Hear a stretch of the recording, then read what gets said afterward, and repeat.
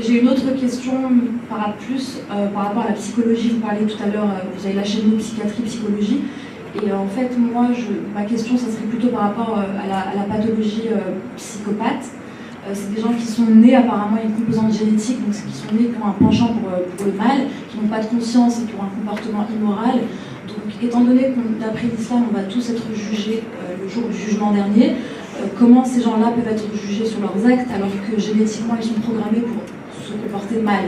Après, il peut y avoir délibérément une décision de créer le mal sur Terre. Et donc, en fait, finalement, peut-être qu'ils ne seront même pas jugés parce qu'ils sont là pour avoir un rôle. Mais à vous de me le dire, de votre point de vue. Merci. Je commence par la fin comme je dis. La question de la responsabilité.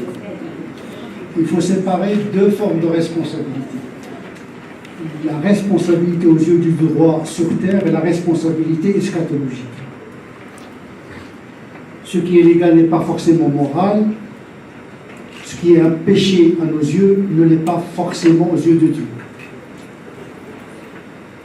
Parce que nous sommes des êtres déterminés par plusieurs causes et le jugement du dernier se fait individuellement. Le salut dans l'au-delà ne se fait ni à travers le peuple, ni à travers la terre, c'est à travers l'individu, dans sa singularité. C'est pour cette raison que le Coran il parle des balances. Chacun a son propre barème. On n'a pas la même génétique, on n'a pas la même chance d'être dans une famille cultivée, on n'a pas la même éducation, on n'a pas la même société.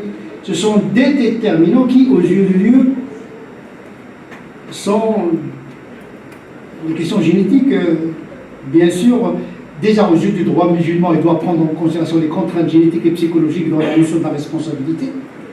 Parce que la responsabilité en fonction de la liberté, quelqu'un qui est dans des situations déterministes, sociologiquement, familialement, génétiquement, peut constituer des circonstances atténuantes aux yeux du droit musulman classique. Déjà, on instruit, ça veut dire qu'il n'y a pas un barème qui s'applique à tout le monde. On instruit les dossiers. On cherche les excuses. Généralement, dans les peines, le qada, le juge il doit toujours chercher à ne pas appliquer la peine. C'est ça le souci. Éviter les peines au moindre doute. Donc à cet égard-là, déjà dans le droit classique, on ne cherche pas d'abord à chercher les fautes, à épier les gens. Donc la vie privée est protégée. On ne sanctionne que la vie publique. Et dans la vie publique, on cherche les circonstances atténuantes. Est-ce que c'est volontaire, c'est pas volontaire? Est-ce que c'est par ignorance ou par incapacité, etc. etc. Et même pour le jeune, celui qui ne peut pas génétiquement ou physiologiquement parlant, ne peut pas faire le jeûne, eh bien il est excusé. La yukallifullahu nafsan illa wus'aha. C'est un paradigme, voilà, c'est le possible qui est demandé. Donc à partir de là, vous savez, le jour du jugement dernier, c'est la grâce en vérité. C'est pas l'acte en tant que tel.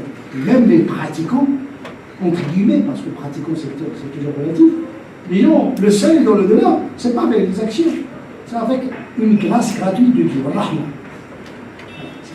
C'est lui qui a le cœur suspendu à la miséricorde de Dieu, c'est celui qui est le plus à même à être gracié. Et pas celui qui regarde ses œuvres. Et donc effectivement, on va entrer dans la question du salut, question sotéréologique, le salut dans le delà, qui obéit à beaucoup de facteurs théologiques, canoniques et mystiques.